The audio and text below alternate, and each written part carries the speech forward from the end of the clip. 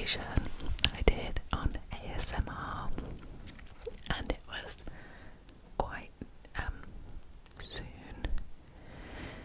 after the first paper came out about ASMR. So I think the first paper came out in 2015, and my dissertation was, I want to say, 2018. And I wanted to see what happens in the brain when people experience ASMR tingles.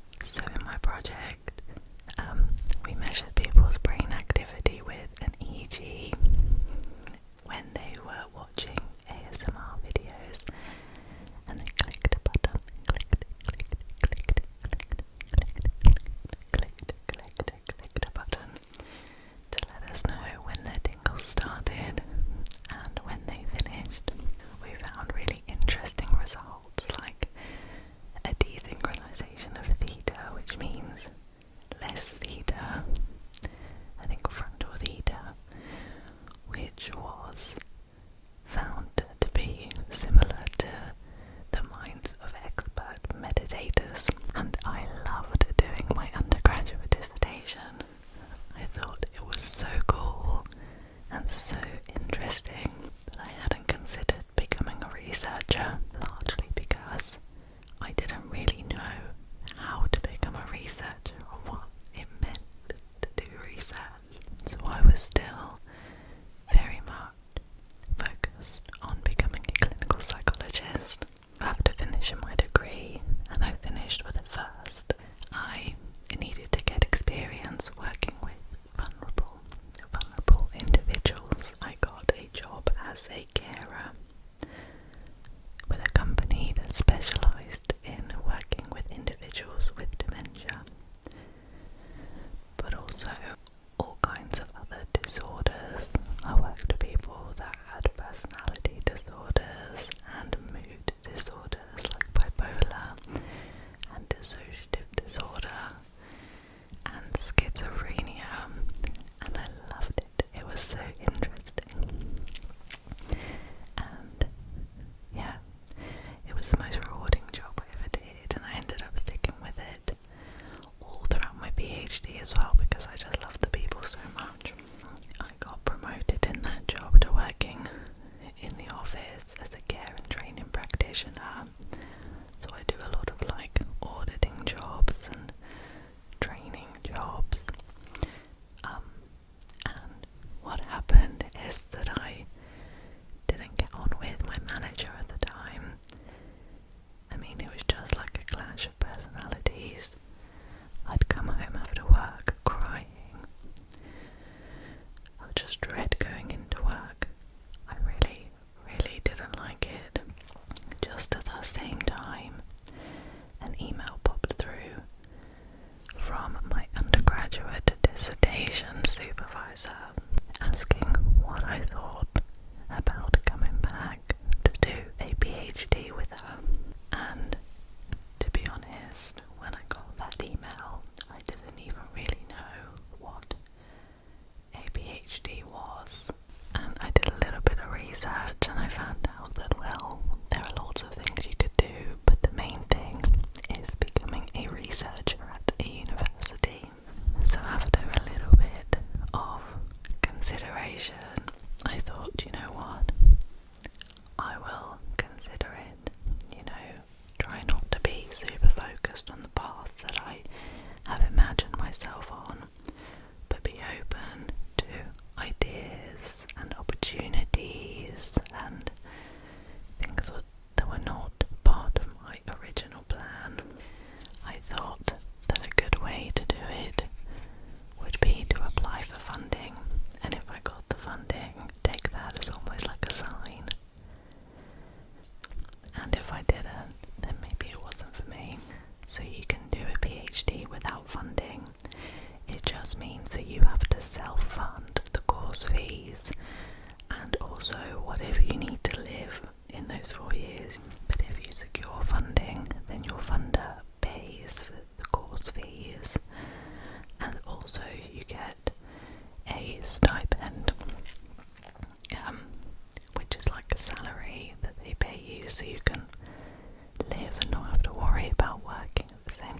So I applied for one source of funding. Now I think two, like just into the beginning of COVID, just into the beginning of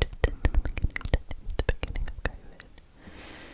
And out of the two that I applied for, one of the funding sources got like thrown away because of COVID. The universities had to just change their plans on where money would be spent because people wouldn't be able to access the lab. And then the second one I just didn't get, which is fine, but I did think, okay, well, I'm gonna apply again to another one and I'll be open to other opportunities in the meantime. And I applied to a third source of funding, and I was successful in my application. In this funding, I was funded for a PhD in biosocial research, which I thought would be such a cool thing to upskill in because my background was mostly social science. So in this I'd be able to learn and do some biology as well. So it was a great opportunity. I didn't do a master's. It's quite common to do a master's before a PhD, but it's not always necessary. It depends who your funder is. Anyway, I then did 4 years. 4 years. Not one. Not two. Not 3. Not 3. But 4. 4 years of my PhD. And the first year is set out by the funder as kind of like a training year.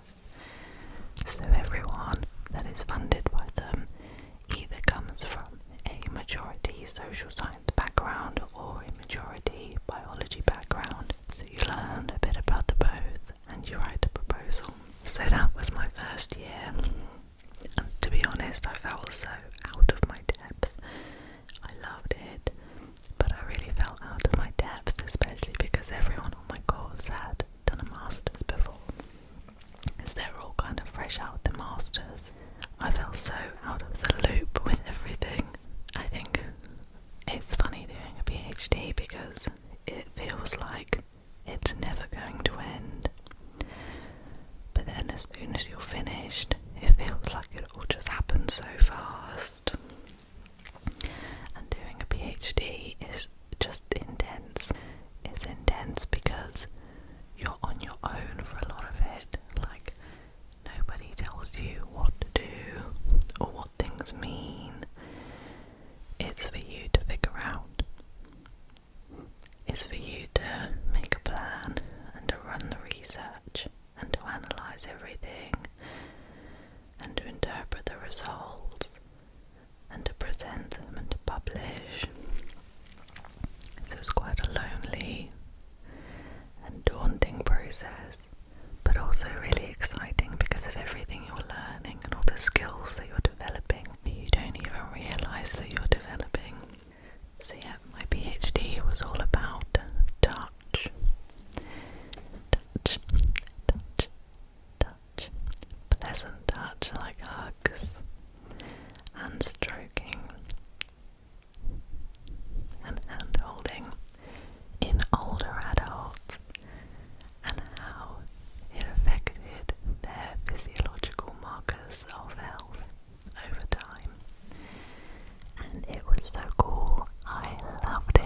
And I got to present loads and I got to do teaching and I published and I made loads of friends and I went to a conference. I just had such a good time. And then just as I was finishing my PhD, my supervisor won a really large sum of money for a long study about sleep and mental health. Even though the topic is different from my PhD, this project uses a lot of the skills that I have learned throughout my PhD, so I was actually really well placed for this job, and I applied, and I got the job. So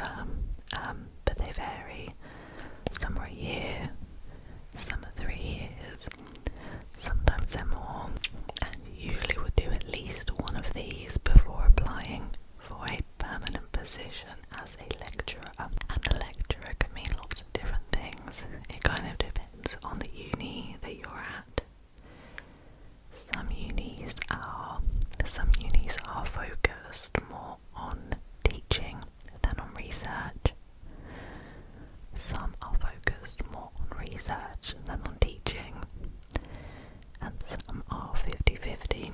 But usually, as an academic, as a lecturer, you would spend a third of your time doing research, a third of your time doing teaching and supervising, and then a third of your time doing like admin roles. Usually you would start as a lecturer, and then you'll be promoted to a senior lecturer, and then a reader, and then a professor.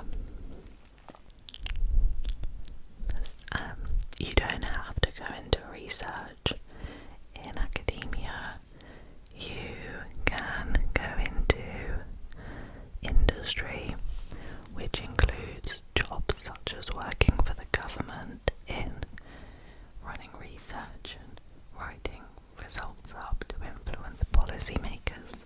It can also be for charities and for companies like clothing brands and like digital health and stuff like that, where you will conduct research either for the benefit of the company or customer satisfaction or whatever.